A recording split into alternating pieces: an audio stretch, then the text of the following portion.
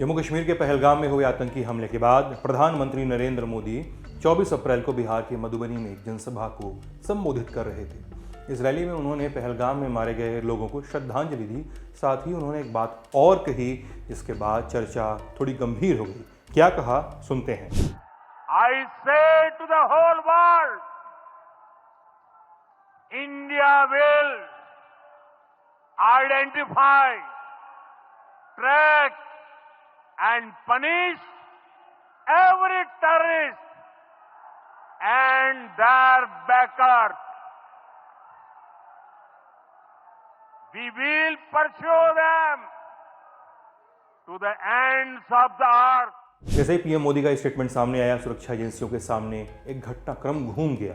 घटनाक्रम जिसकी नींव पड़ी साल 1972 में, और इजराइल ने अपने नागरिकों के हत्यारों को 20 साल तक ढूंढ कर मारा था, चाहे वो दुनिया के किसी भी कोने में छुपे रहे हों।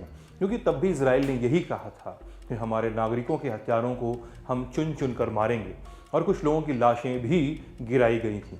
क्या है ये पूरी कहानी? इजराइल ने तब क्या किया था? इसमें मोसाद का क्या रोल है? आइए समझते हैं। कहानी की शुरुआत होती है साल 1970 से। इस साल सितंबर के महीने में जॉर्डन देश के राजा हुसैन और पैलेस्टाइन लिबरेशन आर्मी यानी पीएलओ के बीच संघर्ष हुआ। इस संघर्ष में बहुत सारे फिलिस्तीनी उग्रवादियों की जान चली गई और जॉर्डन के राजा ने अपने यहाँ आर्मी का शासन लगा दिया। इस संघर्ष से टूटे हुए फिलिस्तीनी उग्रवादियों ने एक नया ग्रुप बनाया, नाम रखा ब्लैक सितंबर ऑर्गेनाइजेशन, BSO। कहा जाता है कि यह ग्रुप एक सीक्रेट ग्रुप था, जिसके मेंबर सभी उग्रवादी नहीं बन सकते थे। चंद ही लोगों को इसमें काम करने के लिए चुना जा रहा था। इस ग्रुप के दो ही दुश्मन थे, जॉर्डन और इजराइल। साल 1972 आया। इस साल जर्मनी को ओलंपिक मेजबानी का मौका मिला। इसके पहले 1936 में ही एडोल्फ हिटलर के समय ही जर्मनी में ओलंपिक खेल हुए थे। साल 1972 में फिर से मौका मिला तो जर्मनी को लगा कि वो दुनिया को दिखा सके कि अब उसके देश में चीज़ें बदल गई हैं। जर्मनी के शहर म्यूनिख में ये खेल आयोजित थे। इजराइल से भी खिलाड़ियों का जत्था इन गेम्स में हिस्सा लेने पहुंचा हुआ था। 5 सितंबर 1972 सुबह 4 बजे का वक्त म्यूनिख के ओलंपिक विलेज में उस फ्लैट के बाहर, उस अपार्टमेंट के बाहर हलचल शुरू हुई जहां इजराइल के खिलाड़ी रुके हुए थे। फिलिस्तीनी चरमपंथी समूह ब्लैक सितंबर के उग्रवादी इस फ्लैट की, इस अपार्टमेंट की जो बाड़ होती है उसको डाकने की कोशिश कर रहे थे। सुबह 4:15 बजे का समय हुआ। हमलावरों ने अपने पास पहले से मौजूद एक मास्टर की से उस गलियारे को खोला जिससे इजरायली खिलाड़ियों के कमरे तक पहुंचा जा सकता था। जैसे ही वो हमलावर आगे बढ़े, वहां मौजूद इजरायली एथलीट से उनकी हाथापाई हुई, जिसके बाद ब्लैक सितंबर के अटैकर्स ने 2 एथलीट्स को मौके पर मार डाला और 9 इजरायली और कुछ कोचेस को बंधक बना लिया। फिलिस्तीनी चरमपंथी बंधकों को शहर के एयरपोर्ट पर ले गए। कुछ ही देर में खबर आग की तरफ फैल गई। सामना हुआ तो हमलावरों ने कहा कि अगर अपने नागरिक जिंदा वापस चाहिए तो इजराइल पहले उन 200 फिलिस्तीनी कैदियों को रिहा करे जो इजराइल की जेल में बंद हैं। मेजबान देश जर्मनी के सामने मुसीबत थी। वहाँ की चांसलर विली ब्रांट ने इजराइल की प्रधानमंत्री गोल्डा मीर को फ़ोन मिलाया और होस्टेज क्राइसिस की जानकारी दी। गोल्डा इजराइल की पहली महिला प्रधानमंत्री थी। उन्होंने जवाब दे दिया कि इजराइल आतंकियों की मांग नहीं मानता, चाहे कोई भी कीमत क्यों न चुकानी पड़े। इधर जब ये बातचीत हो रही थी तो एयरपोर्ट पर जर्मन सुरक्षा बलों ने एक रेस्क्यू ऑपरेशन की कोशिश की। इजराइल में हर कोई इस ऑपरेशन की खबर जानना चाह रहा था। पहले खबर आई कि खिलाड़ियों को बचा लिया गया है, लेकिन धुआं छटा तो पता चला कि चरमपंथियों ने सभी 9 खिलाड़ियों को मार डाला। साथ ही एक जर्मन अधिकारी को भी मौत के घाट उतार दिया गया। इस कार्रवाई में जर्मन ऑफिसर्स ने 5 चरमपंथियों को मार गिराया था, 3 को बंधक बनाया गया। उनके नाम अदनान अलगाशे, जमाल अलगाशे और मोहम्मद सफादी। इजराइल की जनता बौखलाई हुई थी। वहां बस एक ही आवाज गूंज रही थी, इंतकाम। इजराइल ने जर्मनी से मांग की कि वो तीनों चरमपंथियों को सौंप दे। जर्मनी ने इसकी तैयारी शुरू हुई, लेकिन इधर बीच एक और घटना घट गई और बात पलट गई। अक्टूबर का महीना आया, 1972 का ही अक्टूबर का महीना। लुफ्थहांसा की फ्लाइट नंबर 615 ये सीरिया से जर्मनी आ रही थी। 2 फिलिस्तीनी चरमपंथियों ने इस फ्लाइट को हाईजैक कर लिया और मांग की कि ब्लैक सितंबर के पकड़े गए तीनों आतंकियों को रिहा कर दिया जाए। जर्मनी तैयार हो गया, हमलावर रिहा कर दिए गए और फिर वो गए लीबिया, जहां के तानाशाह मुअम्मर गद्दाफी ने तीनों का सम्मान किया। इजरायली पीएम गोल्डा मीर ने तुरंत आला अधिकारियों की एक मीटिंग बुलाई। इस मीटिंग में तय हुआ कि ब्लैक सितंबर के एक एक व्यक्ति को ढूंढकर मारा जाएगा, चाहे वो जहां भी हो। इस काम को अंजाम देने के लिए खुफिया कमेटी का गठन हुआ। Committee x. इस कमेटी ने सबसे पहले एक लिस्ट बनाई, इसमें वो नाम थे जिनका काम तमाम करना था और काम भी इस तरह से होना था कि इसमें इजराइल का नाम किसी तरह से न आए। ऐसा इसलिए क्योंकि ये लोग सिर्फ एक देश में नहीं थे, अलग अलग जगहों पर फैले हुए थे, इसलिए आधी दुनिया में घूम घूम कर किया जाने वाला ऑपरेशन था ये। ऐसे में एक ही एजेंसी थी जो इस काम को अंजाम दे सकती थी। एजेंसी का नाम मोसाद। मोसाद के अधिकारियों को ब्रीफिंग दी गई, अधिकारी तैयार हुए, ऑपरेशन को मिला चिरपरिचित नाम रैथ ऑफ गॉड, यानी ईश्वर का कोप। मोसाद ने जो टीम बनाई उसको लीड करने का जिम्मा उठाया इजराइल के जाने माने जासूस माइक हरारी ने। उन्होंने ऑपरेशन के लिए 5 टीमें बनाई।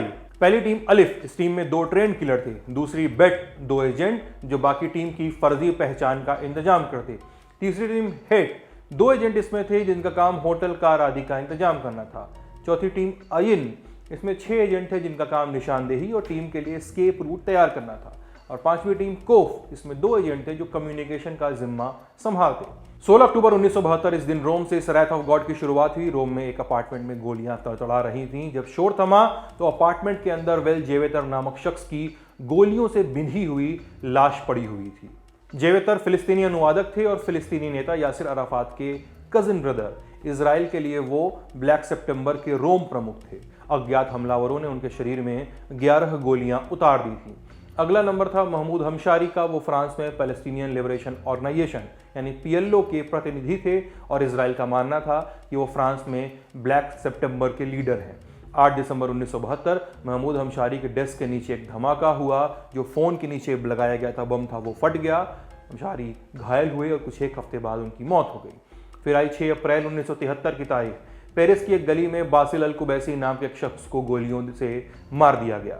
लेबनान के अखबारों ने खबर छापी कि Kubaisi popular front for liberation of Palestine यानी PFLP के सदस्य और एक अमेरिकन यूनिवर्सिटी में प्रोफेसर थे। इजराइल ने कहा कि वो ब्लैक सितंबर के नेता थे। एक आध सालों में मिडिल ईस्ट और यूरोप के देशों में एक के बाद एक लाशें गिरने लगीं। लोगों को समझ तो आ गया कि ये मोसाद का काम है, लेकिन कोई सीधे इल्ज़ाम नहीं लगा पा रहा था। कुछ एक जगह ब्यौरे मिलते हैं कि इजराइल ने अखबारों में शोक संदेश छपवाना शुरू कर दिया। उन्हें देखकर यह समझ आ जाता कि उनका अगला निशाना कौन है। ये मोसाद का बढ़ा हुआ आत्मविश्वास था। उनके एजेंट्स ने अपने टारगेट्स को गुलदस्ता भेजना शुरू कर दिया। गुलदस्ते में एक नोट लगा होता कि हम न भूलते हैं, हम न माफ करते हैं। लगातार हो रही हत्याओं से ब्लैक सितंबर और PLO से जुड़े लोग डरे हुए थे। ऐसे में PLO के 3 नेताओं मोहम्मद यूसुफ अल नज्जर, कमाल अदवान और कमाल नसीर ने बेरूत में, लेबनान में मौजूद बेरूत में एक घर के अंदर खुद को बंद कर लिया। मोसाद ने उन्हें मारने के लिए एक नया ऑपरेशन लॉन्च किया, ऑपरेशन स्प्रिंग ऑफ यूथ। इस ऑपरेशन के लिए इजरायली नेवी और एयरफोर्स का इस्तेमाल हुआ। स्पीड बोट के जरिए इजरायली स्पेशल फोर्स के कमांडोज लेबनान पहुंचे, जहां उनकी मुलाकात मोसाद एजेंट से हुई। एक अधिकारी ने औरत का भेष धरा और रातों रात बिल्डिंग में घुसे, 3 लोगों को मारकर लौट गए।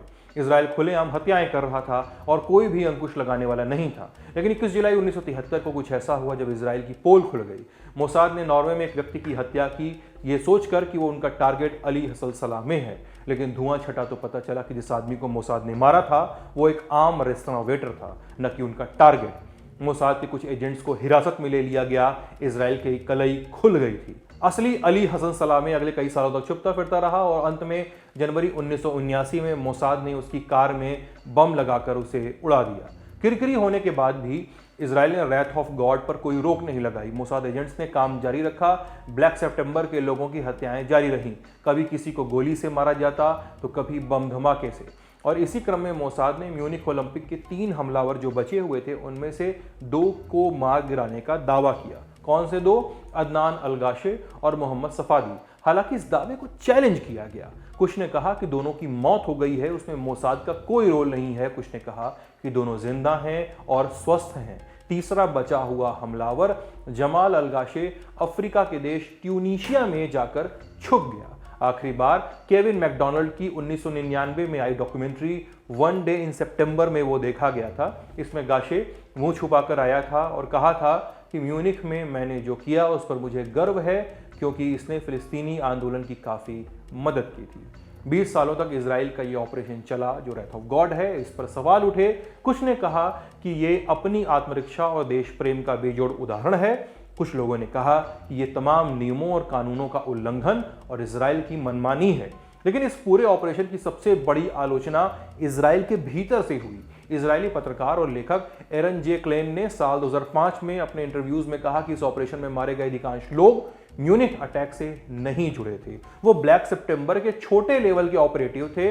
म्यूनिख अटैक से सीधे तौर पर जुड़े लोग तो अपने बॉडीगार्ड्स के साथ जाकर छुप गए थे।